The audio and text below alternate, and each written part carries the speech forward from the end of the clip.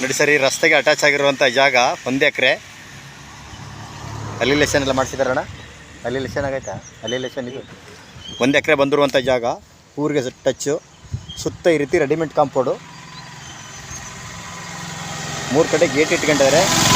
ಒಂದು ಹಸುನ್ ಪರ ಮಾಡ್ಕೊಂಡು ನೀಟಾಗಿ ಗೇಟ್ ಮಾಡ್ಕೊಂಡು 3 ಕಡೆನೂ ಸುತ್ತನ ರಸ್ತೆನೇ ಜಾಗ ಇರ್ಕ.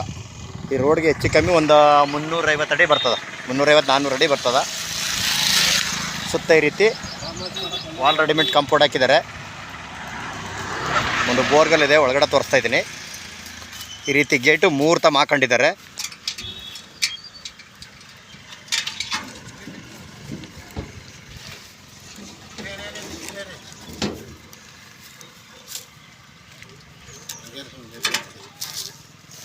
ಟೌನ್ಗೆ ನಿಯರ್ ಹತ್ತಿರ ಇರುವಂಥ ಜಾಗ.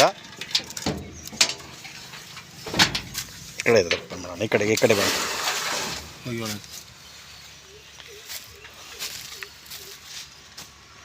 ನೋಡಿ, ಸುತ್ತ ರೆಡಿಮೇಡ್ ಕಾಂಪೌಂಡ್ ಹಾಕಿದ್ದಾರೆ.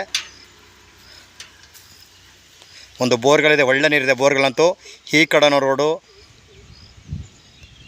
ಹಿಂದಗಡೆಗೋ ರೋಡು,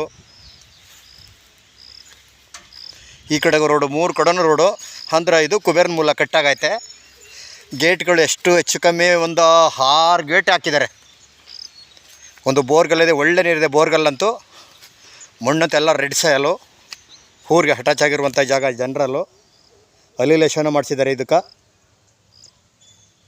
ಇವರು ಟೋಟಲು ಲಂಶಮ್ಮು 90 ಲಕ್ಷ ಹೇಳ್ತಿದ್ದಾರೆ. ಕೂತ್ಕೊಂಡ್ರೆ ಹೆಚ್ಚು ಕಮ್ಮಿ ನೆಗೋಷಿಯಬಲ್ ಆಗುತ್ತಾ. ಟೌನ್ಗೆ ನಿಯರ್ ಹತ್ತಿರ ಇರುವಂಥ ಜಾಗ.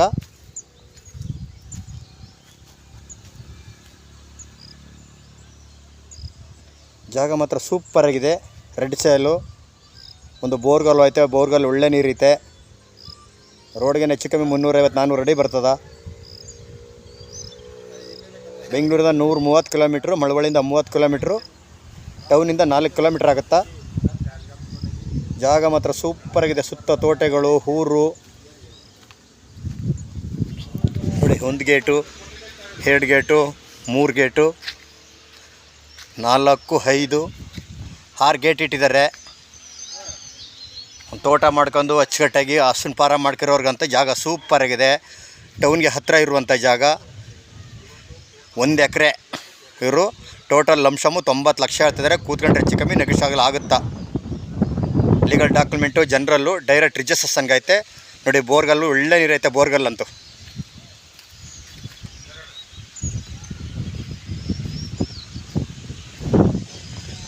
ಟೌನಿಂದ ಬರೀ 4 ಕಿಲೋಮೀಟ್ರ್ ಆಗುತ್ತಾ.